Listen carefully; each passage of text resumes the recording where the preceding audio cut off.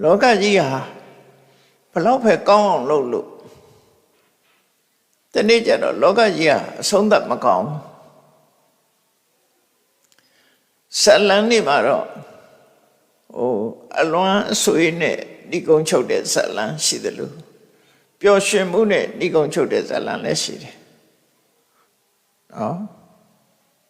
comedy တို့ tragedy တို့ဆိုတာဘဝမှာတော့ပျော်ရွှင်မှုနဲ့ဏိကုံချုပ်ရတာလို့မရှိဘူး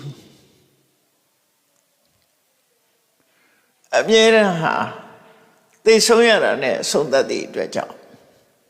အကောင်းနဲ့အဆုံးသတ်တဲ့ဘဝဇလံဆိုတာတကယ်မရှိဘူးအဆိုးနဲ့ပဲအဆုံးသတ်တာပဲ